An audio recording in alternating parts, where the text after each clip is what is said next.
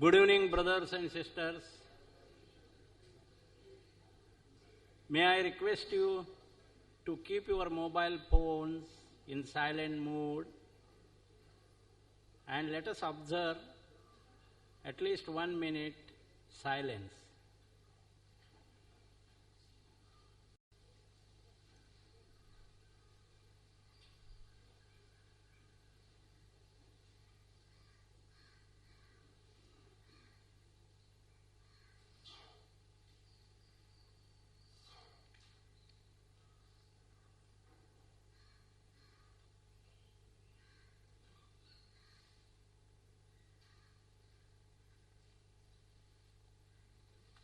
Thank you.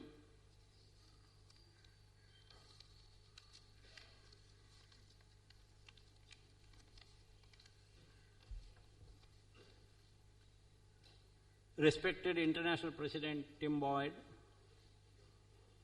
our today's guest speaker, brothers and sisters. At the outset, on behalf of the Theosophical Society, I extend a warm welcome to our guest speaker, Brother Barend Voorham,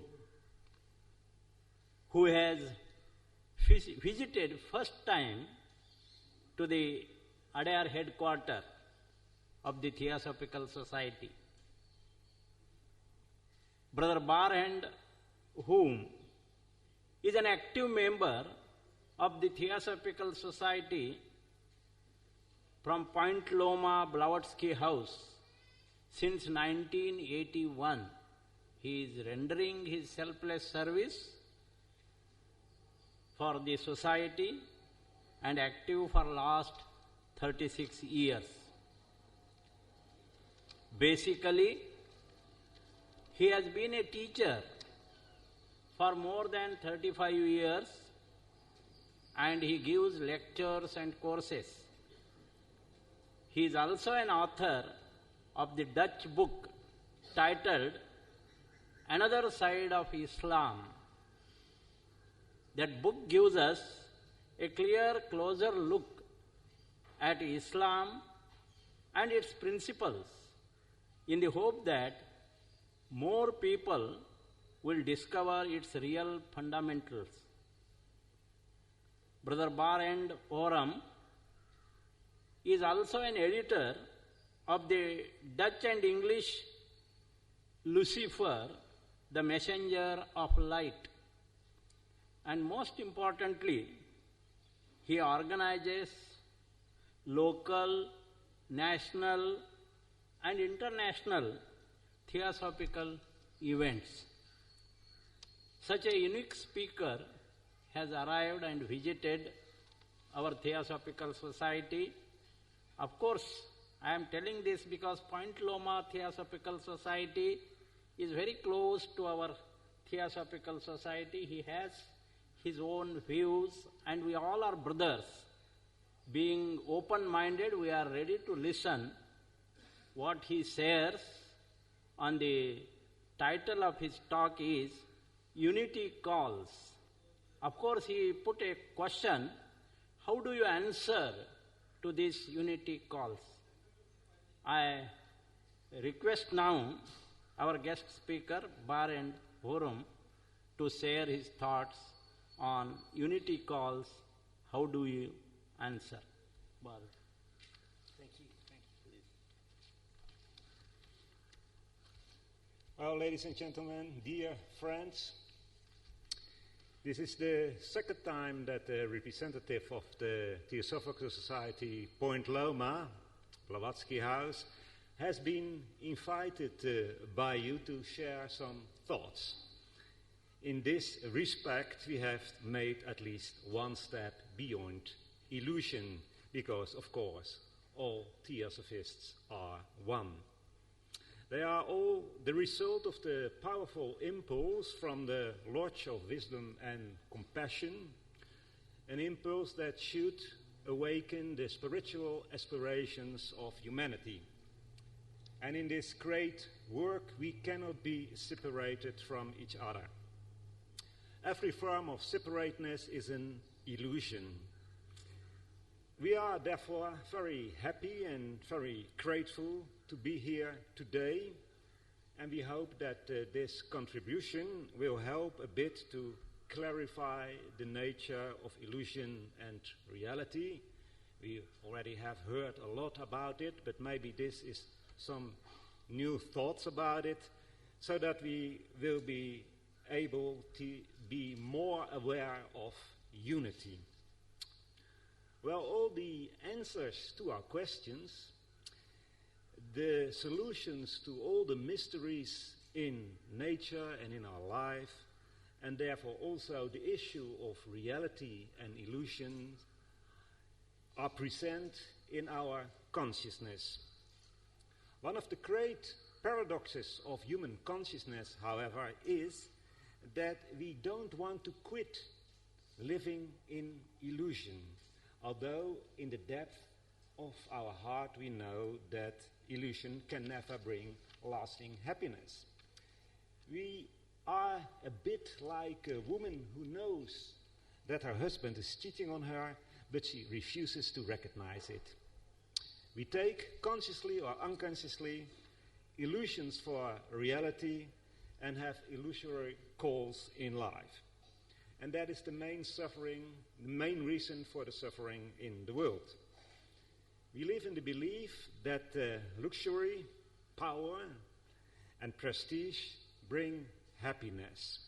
But all material things, from our aging bodies to the buildings we admire, are perishable, and we consider these things as goals and not as means. Even worse are the collective illusions, considering your religion or your culture or your country as superior to those of others. Well, the reason why any theosophical organization exists is to eliminate the suffering by pointing to the enduring reality of life. And if we want to do this with cognition, you must really know what is reality and what is illusion, so that we can live according to the truth and inspire our fellow human beings to do the same. And therefore we are going to try to examine what illusion actually is. There are philosophical schools which assert that illusion means that the phenomenal world does not exist. But if it doesn't exist, why is it possible to perceive it? And we therefore don't agree with that vision. Illusion, in our view, means that something does exist, but due to something else that is working behind it or through it, just like a shadow exists, but it doesn't exist by itself, but because there is a light source and an object that casts that shadow. The manifested world is, as Plato puts it, a world of shadows. It is a projection of a working force, not a blind force, but an intelligent force, and that force we call consciousness. Now, consciousness is a generic term. There are many, many forms of consciousness. And we state, and you may call this the Theosophical hypothesis, we state that all appearances, all phenomena, from a galaxy to an atom, from a divinity to a mineral, hides consciousness, or in other words, is consciousness at work. There are therefore many forms, many degrees of consciousness. Consciousness itself is in its core boundless and has many layers. What we perceive of the force behind the phenomena, so what we perceive of consciousness, corresponds to what we have developed in ourselves. So if you realize, albeit vaguely, that there must be something more than this outer world, you begin to understand something about the illusory side of nature. And the more you are spiritually developed, the more you become aware of reality. But when you deny the force behind things, you take illusions as a reality. The Sanskrit word Maya expresses this idea of illusion very well. In this afternoon we already heard that Maya is derived from the Sanskrit root ma, which means measuring. Anything that can be measured, so anything that has a form, anything that has dimensions, is an illusion, because it exists thanks to something else, thanks to consciousness. But a lot of people don't accept or don't perceive the consciousness behind the phenomena and judge the outer world wrongly. They don't see the true nature of it. A philosophical concept which explains this excellently is objective idealism. Objective idealism states that something is true as long as the perceiving consciousness lends it truth, so believes it to be true. This vision is clearly illustrated by a story from the Vedas. At twilight, a man returns home and he is startled by a snake. But when he takes a closer look, he sees that it is not a snake, but a curled up rope. His fear, however, was as real, as true to him as if it would have been a real snake. In the same way, we are inclined to grant reality to the phenomenal world. But due to the fact that the phenomenal world exists because there is an operating force which is working within it, the outer world is an illusion. So we attribute reality to illusions. For example, look at the value that people assign to money. It's only paper. And sometimes it is not even paper, it's just a few numbers in a computer. And yet, sometimes the happiness of an entire nation depends on it. And so many people are willing to do a lot, if not anything, for it. Because we don't perceive the consciousness behind phenomena, we interpret them as isolated things. We don't see the common source, we don't see the relationship between, for instance, different humans and animals. We live in a sense of separateness. And the world of today is for the most part characterized by separateness in thinking, which results in animosity between specific cultures and religions and great differences in welfare among humans and so on. The circumstances, however, are never caused by outer factors, but by our consciousness. Even if we don't like them, those circumstances exist because we grant reality to them. So if you live in a tyranny, it's because of the fact that people assign authority to a dictator. But there is no doom. The model of objective idealism implies that we can overcome illusion by judging the external world on the driving force behind it. It is possible to recognize the illusory character of the phenomenal world. So a better world does not depend on the political or economic situation, but on the state of mind of people.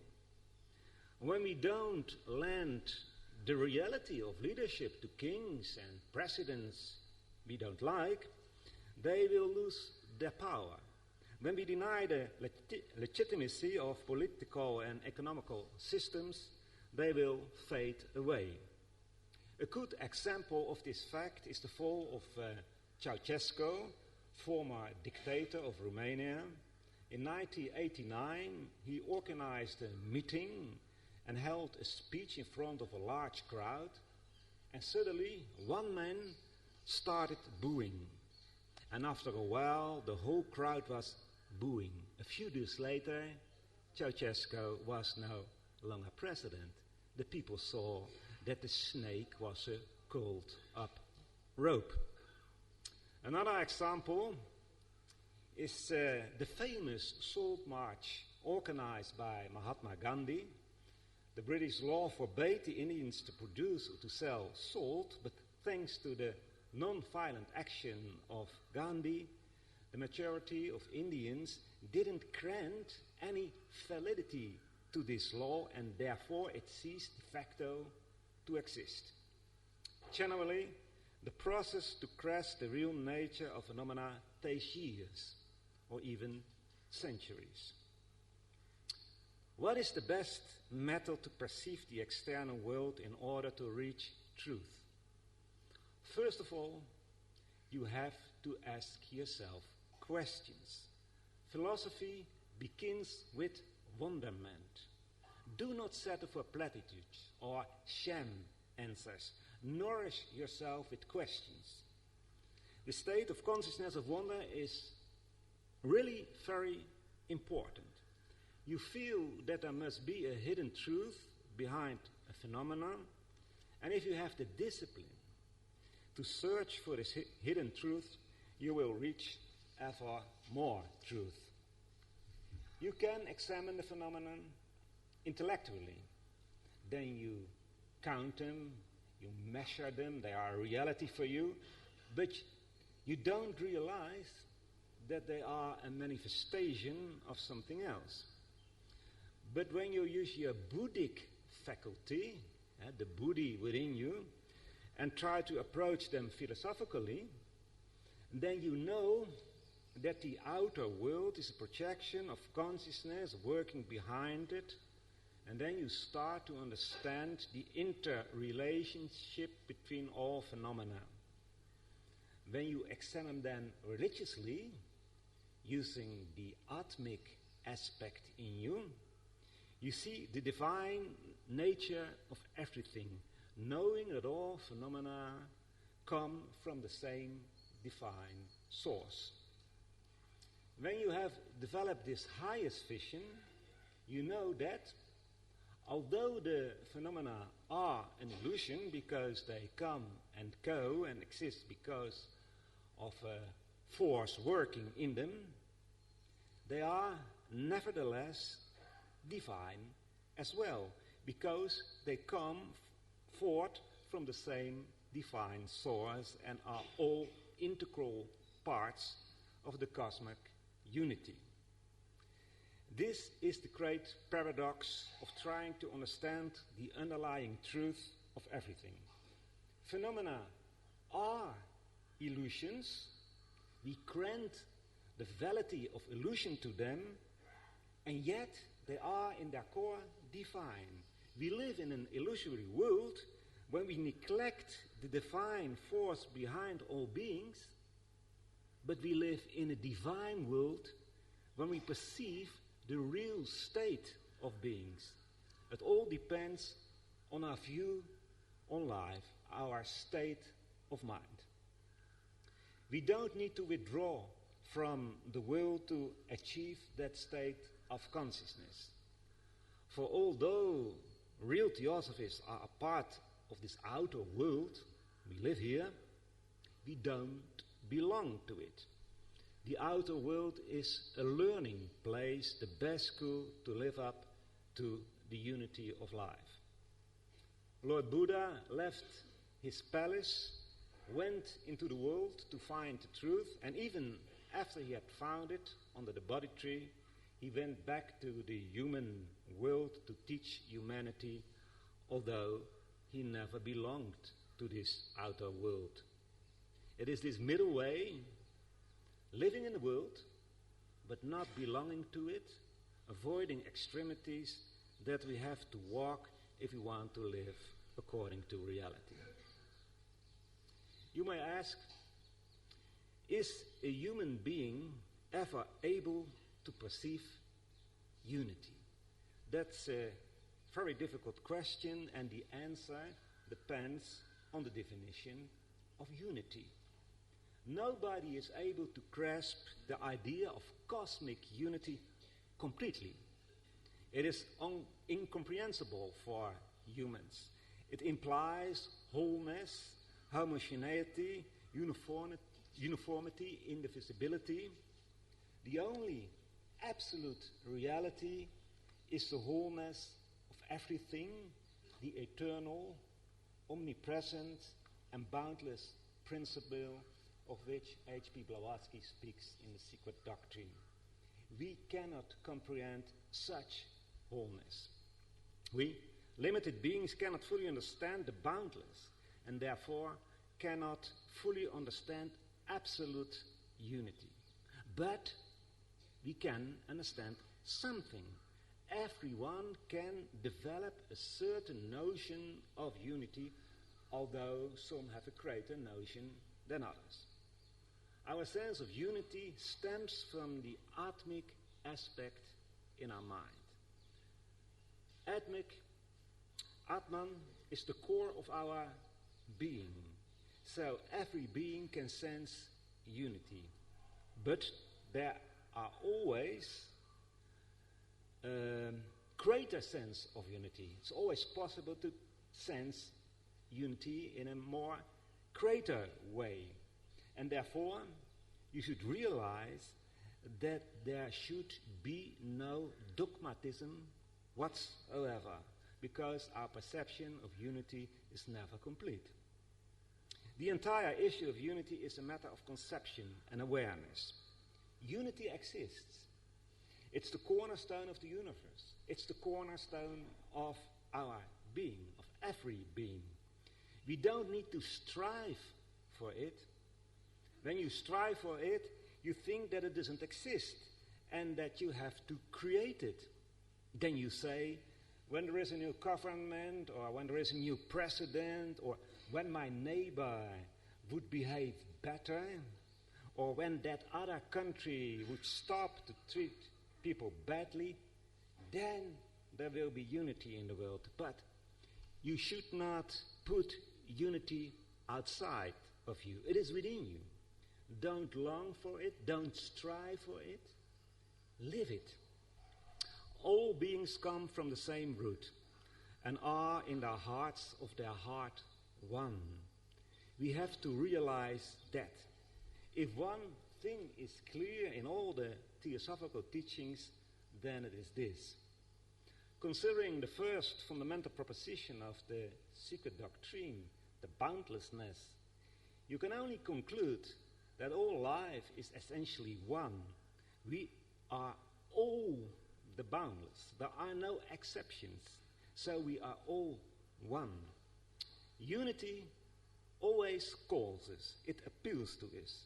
Our inner nature never stops to give impulses in order that we can realize that we are, to use biblical terms, bone of each other's bones, flesh of each other's flesh. So, brotherhood is a fact in nature.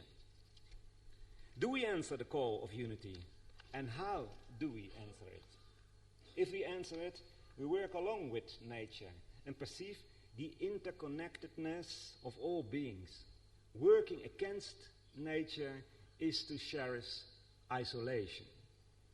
The tendency of evolution on an upward arc is towards unity, on a downward arc towards diversity and separateness. And both tendencies are active in the human being. A human is a composite being built up of different elements. We all know that. Very simple stated, there is a higher and there is a lower nature of man. And those higher, more spiritual aspects in us make use of the more material aspects in us. And those material aspects are the personal ego, or our personality, the body. And the word personal, derived from the Latin persona, means mask. It's the vehicle of which the real man makes use of in order to manifest himself in these earthly spheres. So there are two tendencies in man. We may live in our higher self or in our lower self. In our higher self means above illusion, knowing that the outer man, the personal ego, is just a fleeting illusion. But like the man who granted the cold rope the value of snake, we may grant our personal ego and the world in which it lives the value of reality. And then it is a reality for us. Then we see diversity and interpret that diversity as reality. If we live in our higher nature, in Buddhi Atman, we are whole ourselves. And that means that we don't make any essential difference in our mind between ourselves and others. But also that we don't make any difference between nationalities, cultures, religions, castes. These are all called ropes disguised as snake, as long as you don't see them as part of a bigger whole. And here again, the Theosophical teachings are priceless because they lift the idea of unity above mere sentiment and blind faith, but substantiate them with logic and consistency. First of all, according to the second proposition of the secret doctrine, we know that evolution goes in cycles. Every being manifests itself again and again in this outer illusory field. Again and again we get the opportunity to develop our consciousness. So this cyclic process is not without purpose, as we learn in the third proposition of the sacred doctrine, which speaks of the obligatory pilgrimage of every being. So the cyclic movement has as goal that we may grow. Cycles are not circles. We go in circles, but just like a winding staircase, we go in circles upwards. The entire evolution has as purpose that we will become more and more aware of the overall unity. The third proposition of the secret doctrine is a very important teaching as well, the fundamental identity of all souls with the universal oversoul, of which Dr. Esteban spoke this morning very clearly and very beautifully. Maybe I can add some thoughts. There is no doubt about the oneness of all beings because all souls are sparks of the universal oversoul. Now please don't think that that universal oversoul is an absolute God. It's the top of a hierarchy, but there are many interwoven hierarchies in endless space. There are therefore innumerable oversouls. We, humans, are an oversoul as well. We are an oversoul for the billions of atoms and cells which compose our body, for the millions of thoughts and desires that we think and which belong to us. All those beings, for atoms and thoughts are also living beings, live in us. We are their cosmos, in which they are born, in which they live, move, grow, die, and are reborn. If you want to have more understanding about the universal patterns in nature, then you should try to make a picture in your mind of an oversoul who emanates living beings, who in their turn emanate less developed beings, and so on. It's like the big banyan tree here, yeah? You see that picture? Or like the sun who sends sunbeams.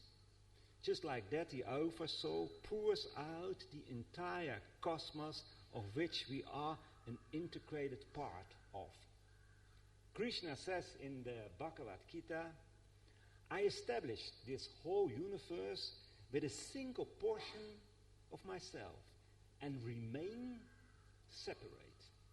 The top remains the top, but it pours out the universe, out of itself. Nevertheless, the lower, the less developed, is not separate from the top. The lower resonates at the keynote of that summit. Compare it with a tone. A, for example, which is the same in different octaves, and yet in every octave it is different. If you strike an A string on a guitar or on a sitar, then other A strings, even when they are in a higher or in a lower octave, will vibrate too. Thus, beings in a hierarchy are all tuned in the same keynote. The keynote of the top, the keynote that the oversoul of that hierarchy strikes. So every being has the same background. Another important conclusion we may draw from this doctrine is that the same patterns, the same habits are everywhere. As above, so below. There is consistency in nature. And those habits we call universal laws. But don't think that a law of nature is a kind of mechanistic process, for it is not. Laws of nature are the habits of living beings, divine beings, just like our habits are laws for the millions of beings which compose our body. There are 7 main laws, the Sapta Ratnani, the 7 jewels of wisdom. The first one, reincarnation, or the cyclic law, karma, the hierarchical structure of the universe. 4, svabhava, or self-becoming. 5, progressive evolution. 6, the 2 paths. And the 7th, the highest, atma vicha, the knowledge of the self. These 7 laws are the elaboration of the 3 fundamental propositions of the secret doctrine and form the core of all Theosophical teachings. And the inspiring idea is that every being, high or low, from the simplest firefly to a supreme divinity, will have to live according to the same patterns. Every being will live and die and will be reborn again, sowing causes and harvesting consequences according to karma, and therefore takes its place in the hierarchy of which is a part, always becoming itself, becoming what it has made of itself, and this process will never end. Every being will grow, will evolve. And then, perceiving increasingly more of unity, a being may choose for compassion, knowing that all those beings following the same path to the top of the hierarchy, the oversoul who emanated them, are in fact parts of himself, drops in the same ocean of life. Perhaps the most important conclusion that we can draw from these teachings is that we can never hamper each other. We all have the same call to return to where we've come from, and we can never achieve that call without others. We need each other. There cannot be separateness when everything is interwoven and forms a big web of destiny. All beings belong to each other, and they are stuck to each other by universal love. For love, Gottfried the Peruker said in his priceless little book, Golden Precepts of the Esoteric Philosophy, love is the cement of the universe. The purpose of every being is to reach that source where we came from, the oversoul, who is our common fountain source. Knowing that source is knowing yourself, is knowing Atman, is knowing your inner divinity.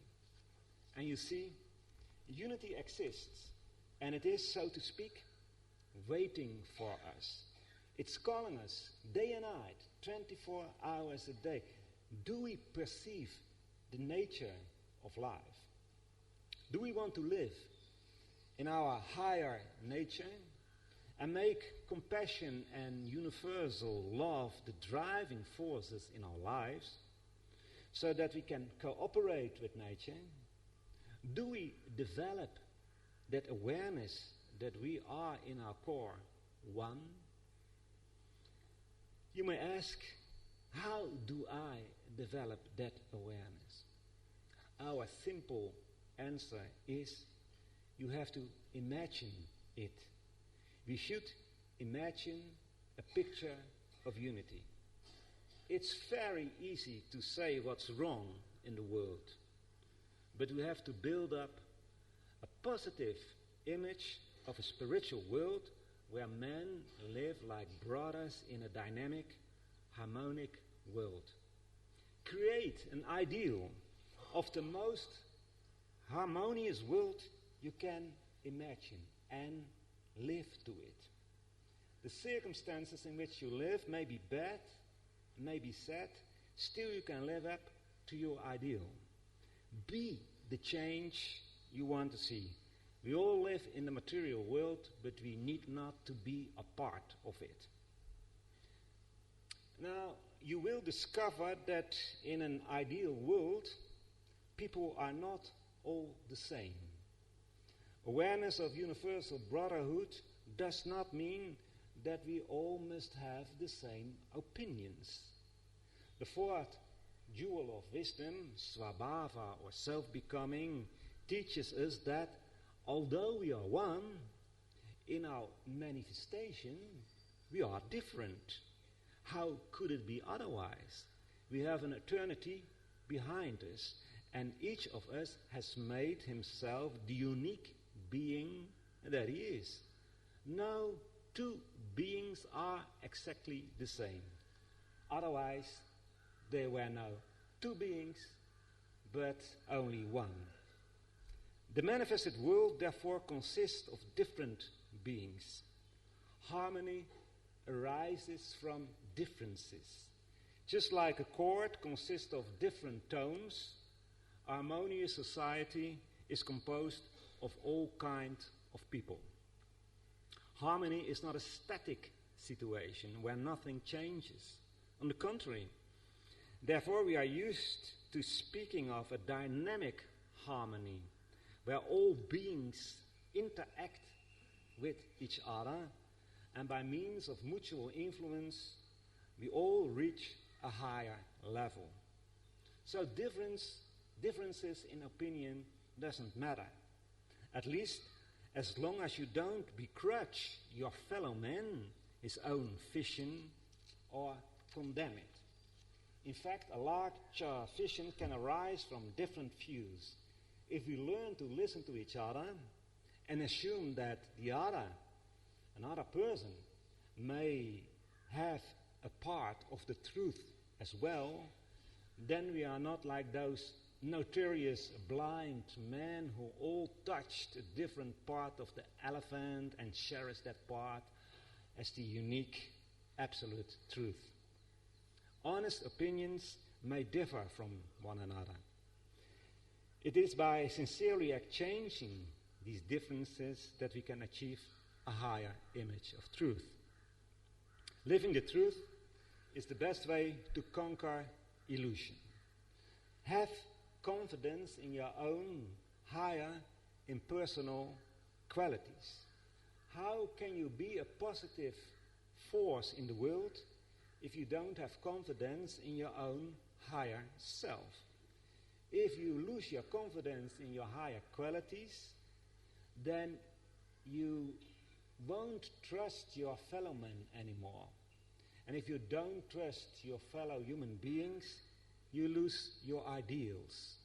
And when you lose your ideals, you live in the illusion of the outer world, and you will see snakes everywhere which are in fact nothing more than cold ropes.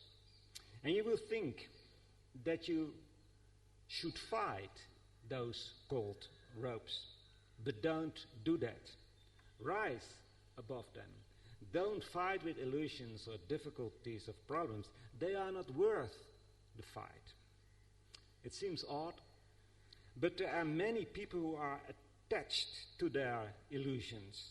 Those illusions give them guidance in life. They fear to be disillusioned if they give up their certainties. But these are false certainties. Why should you be afraid of disillusion? Each disillusion is a truth found. And ultimately, the truth is the truth that brings lasting happiness. As soon as you have found the truth within yourself, you are a living example for others. Sooner or later, they will recognize that. The more you found the oneness in yourself, the better you can show the others the way to reality. For we don't want to conquer illusion and find the universal truth, only to cherish that truth and keep it for ourselves. If we do that, we are like the foolish Pratyeka Buddha, perched on his high tower, noted by no one but himself. There is no doubt whatsoever about the call of the Theosophical Society. Read the so-called letter of the Mahachohan. Read what Master Kuthumi wrote to AP Synod.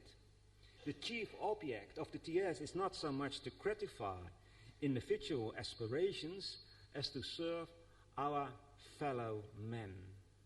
And this matches completely with what HPB says in the Voice of the Silence. Reaching nirvana is not the call, but encourage others to become a Buddha of compassion. Real sense of unity awakens compassion. Compassion is the law of laws. Alaya self, it's the essence, the very essence of the cosmos. And therefore, how to answer the call of compassion and unity? As human beings, we have to do our utmost best to work for a better society. By trying to establish justice, harmony, and peace in the world. The words of HPB in her first letter to the American Convention are still valid.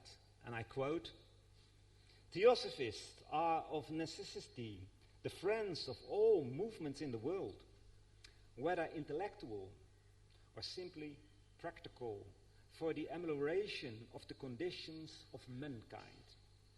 We are the friends of all those who fight against drunkenness, against cruelty to animals, against injustice to women, against corruption in society and in government, although we do not meddle in politics. We are the friends of those who exercise practical charity, who seek to lift a little the tremendous weight of misery that is crushing down the poor.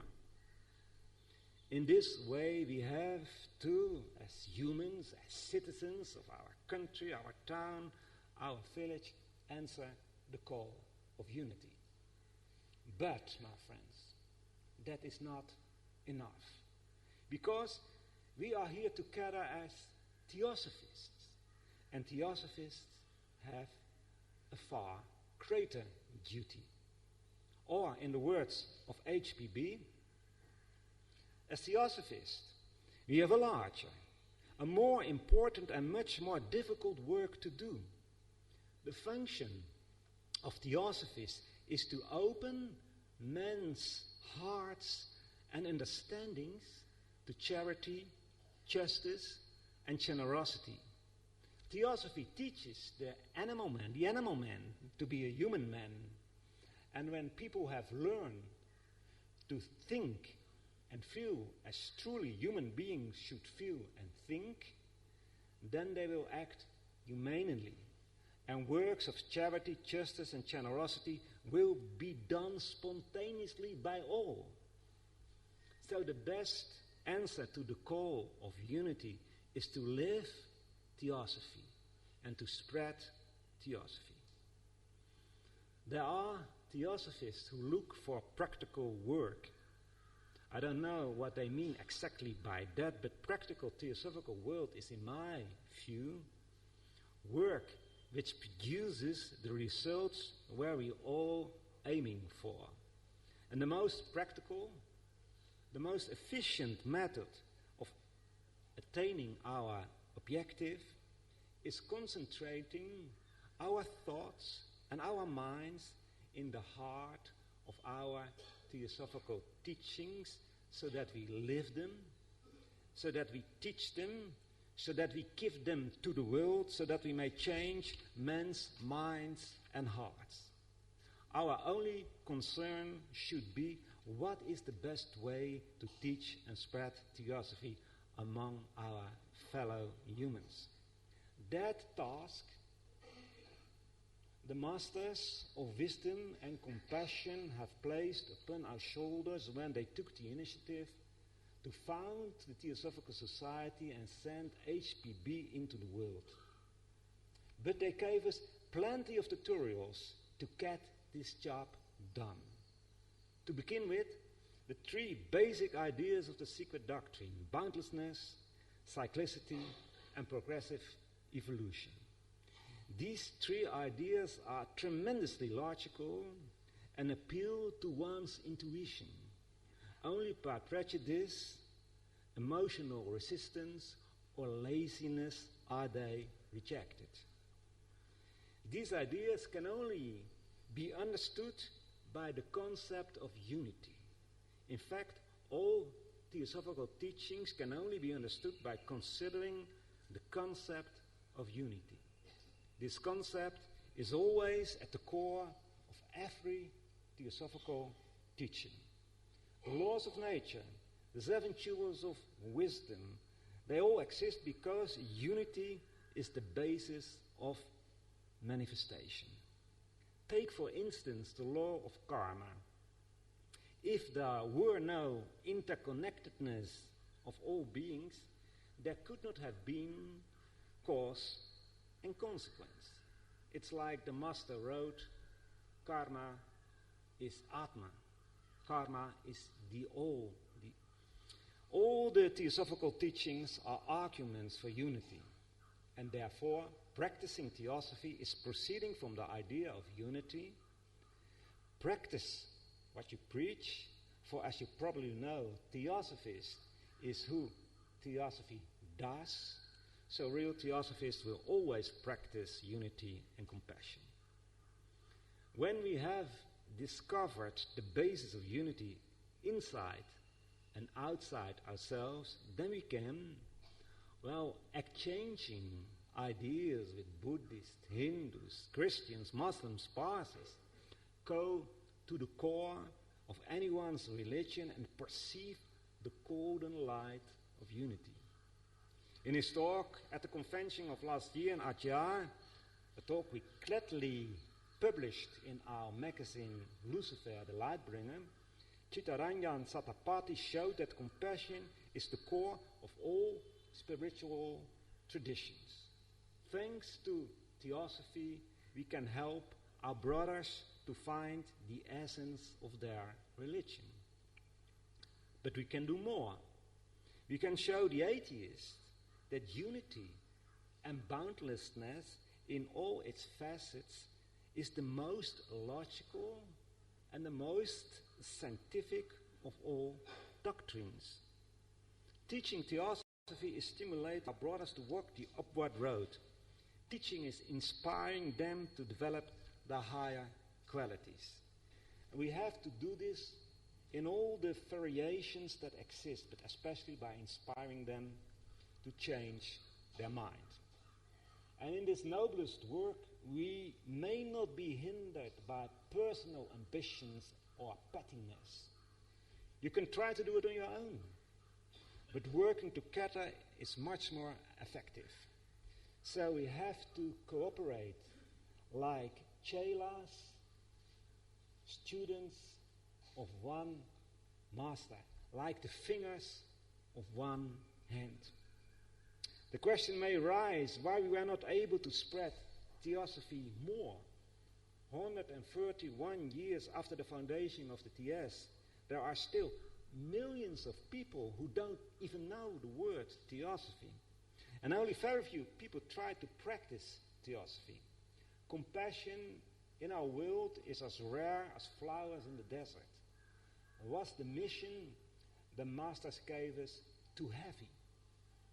I don't think that those wise and holy men would give us an infeasible task, a kind of mission impossible. Now, there is another reason. And HPB, with sharp foresight, warned of it in her last letter to the American Convention, where she makes reference to the bundle of sticks, the old parable of the bundle of sticks. Divided, they will inevitably be broken, one by one. But united, there is no force on earth able to destroy the Theosophical Society. All the disasters in the 20th century, the First and the Second World War, the war of the former colonies against their motherland, all the environmental disasters, they had all mental separateness as origin. All contemporary issues such as poverty, injustice, violence, war, refugees, nationalism, with the sad trend of so many countries to erect walls to prevent others from coming into their country, all have the feeling of separateness as cause. If Theosophists would have been better able to work together and changed more effectively the thought atmosphere of planet Earth, the accumulated karma of the past would have been worked out more harmoniously, and we would live in a different world today. And although there have been many Theosophists who worked hard for Theosophy, we were not able, or we are not always able, to work together. And we must be united to fulfill our task. Not necessarily by organization, but mentally and spiritually. Only united in mind and heart, we may be a useful instrument for the masters. If we are divided, we are of no use for them. So, my friends, changing the world is not a dream, it's not an illusion, it's a reality.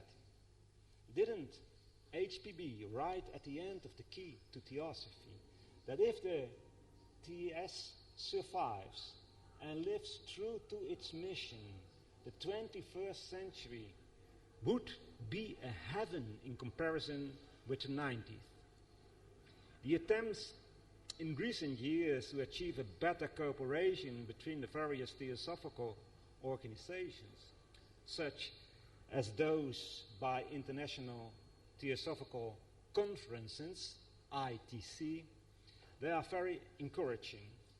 Thanks to ITC, I myself got to know many Theosophists from other organizations, from other countries, from Brazil. Many friends in Brazil now, the United States, India, many countries in Europe, South Africa, New Zealand. I got to know them all as loyal workers for the cause. Without ITC, I would not have been in Adyar here today. So I think there is no need for pessimism. We are just getting started. The Theosophical Society was not founded for the short term, but for many centuries. We have to go on with the work. Keep on, keeping on. Success or failure are in our hands. And the first thing we all have to do now, in my opinion, is to build up an ideal of the most perfect Theosophical cooperation you can imagine. See it before your spiritual eye. A powerful, international, yes, universal cooperation of good, willing men and women working for the benefit of all beings, and all officials should be the first to demonstrate it. We can come together, not necessarily in formal meetings, but as friends, in joint meetings, in joint studies. None of us knows the whole Theosophical doctrine. We are all students, and we can learn from each other. We can give each other tremendous amount of help. To hear a brother theosophist from another organization expounding HPB's teachings warms the heart and brings our minds together as nothing else in the world can. Yes, we can unite and give theosophy its rightful place in the world. How much more influence we could pursue in the world if we studied and responded to the world events together.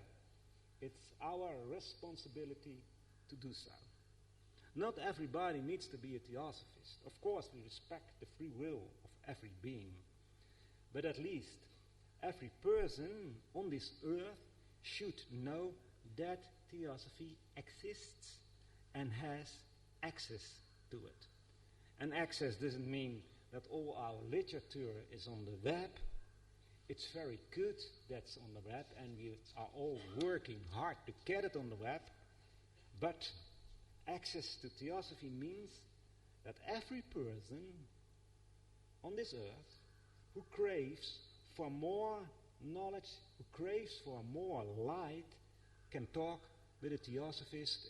To him or to her will be explained and demonstrated the golden teaching of the wisdom doctrine.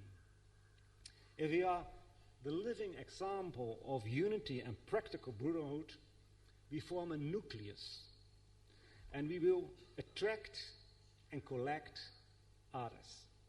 Our unselfish intention, the will to work hard for humanity and to cooperate, will be the magnet that attracts ever more people to the Theosophical influence.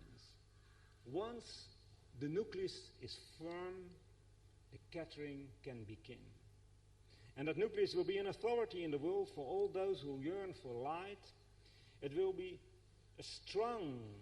have a strong influence on science, on philosophy, on religion, yes, all parts of society. And there will be a free exchange of ideas. Dear friends, this lofty image will be realized one day, because it's nothing more than a human reflection of cosmic reality. And coming forth from that reality, every being will someday understand that beautiful thought, which is thus expressed in Sanskrit: Aham Asmi Parabrahma. In 1942, at the peak of the cruelties of World War II, Gottfried de Peruka, one of the former leaders of the Theosophical Society Point Loma, in his last public lecture, spoke of this sublime thought. And we quote, Aham Asmi Parabrahma. I am the boundless.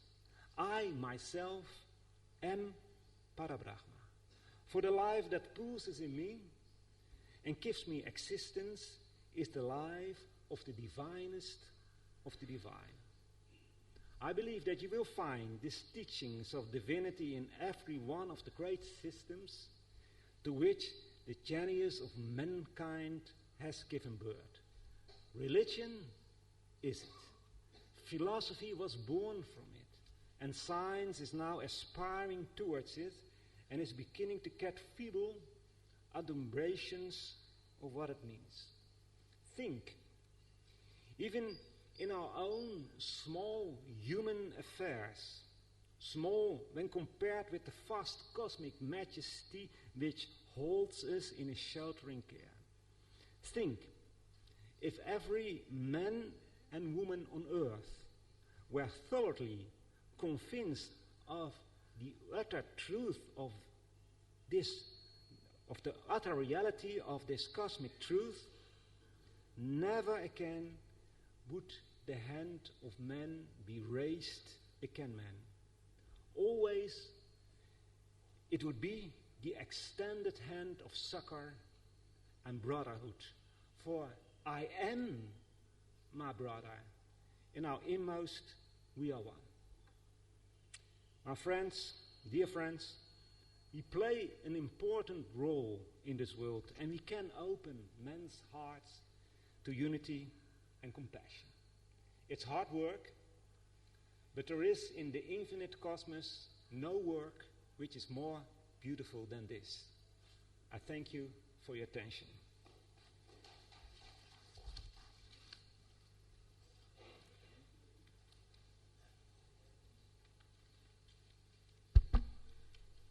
Thank you, Brother Barend.